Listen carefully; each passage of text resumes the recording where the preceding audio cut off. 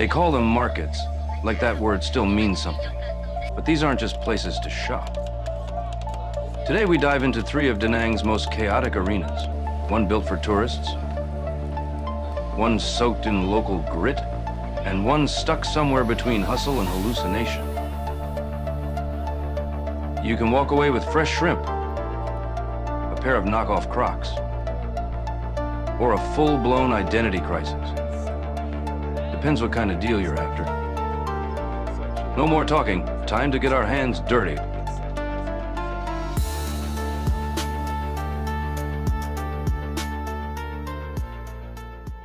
If hell had a boardwalk, this would be it.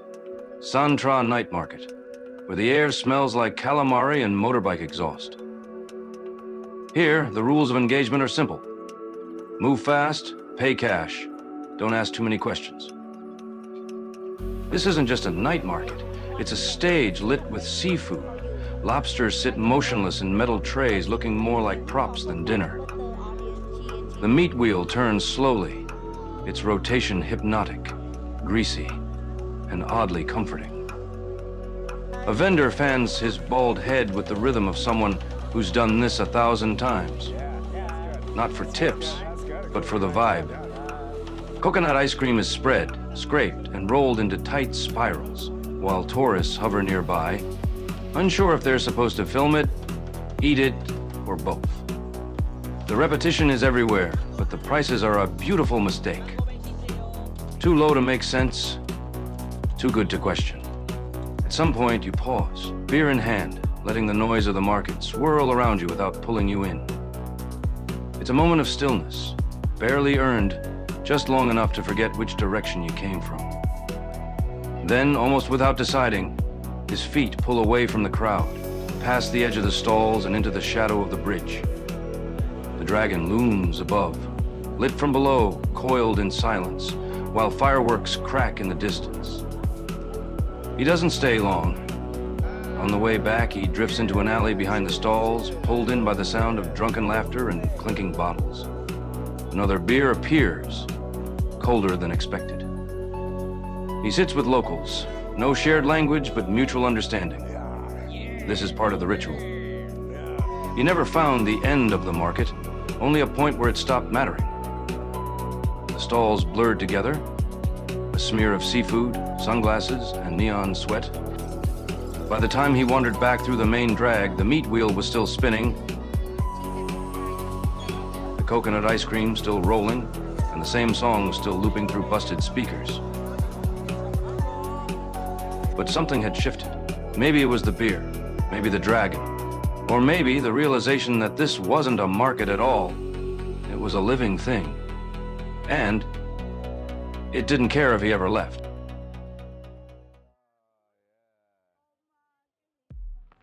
Bac My An didn't come at him with noise. It waited. Outside the main structure, rows of raw seafood sat quietly on ice. Fish glazed with moisture, clams twitching in shallow trays, shrimp laid out like scattered commas.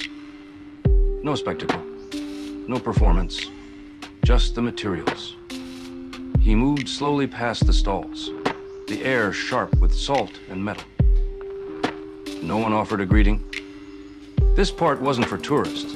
It was the anatomy of appetite, laid bare. The layout had no logic, but everything had its place. Shrimp, clams, octopus, and squid, each displayed in its own tray, still glistening. Fish lay open and expressionless. Crabs waited in buckets, twitching now and then beside water bubblers that kept the tanks from going still. Silk larvae sat exposed, pale and quiet.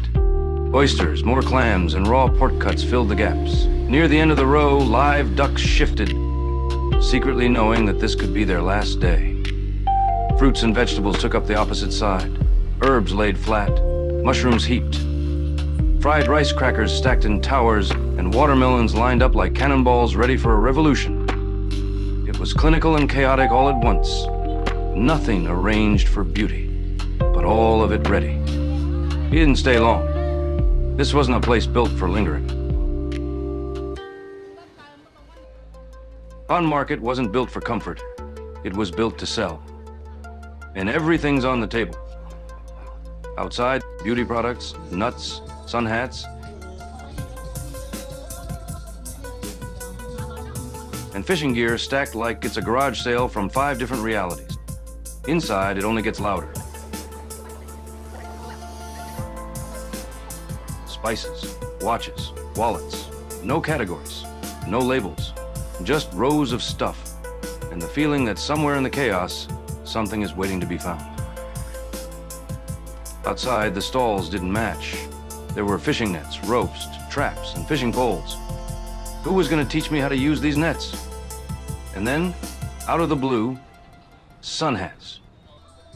And a table stacked with packages of dried fruit. He walked the row, or the sidewalk, trying not to veer into the road.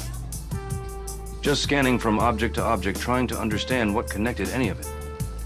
If there was an order, it wasn't for him. Inside, technically, there was room to walk, but not much room to focus. The stalls were full.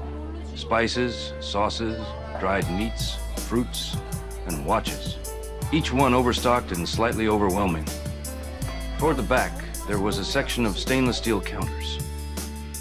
The cafeteria zone. Most vendors weren't operating, not during this slow stretch of the day, but it was easy to see how fast it could turn. How a quiet row of food stalls could snap into motion with just a bit of heat and crowd pressure.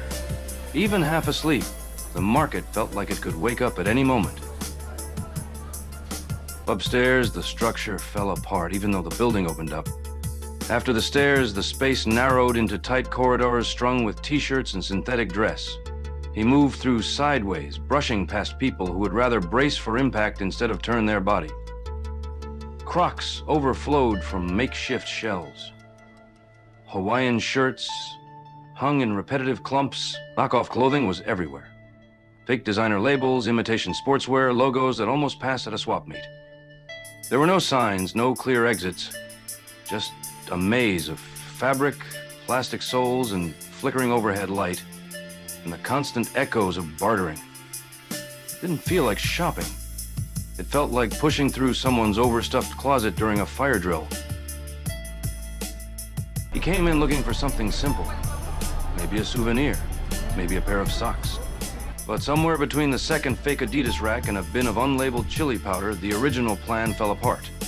Han Market didn't offer clear choices, only volume. By the time he found the exit, his bag was heavier and his brain slightly numb. Whatever he'd bought, it wasn't what he came for. But that's how this place works. Nobody leaves empty-handed. Just a little bit altered.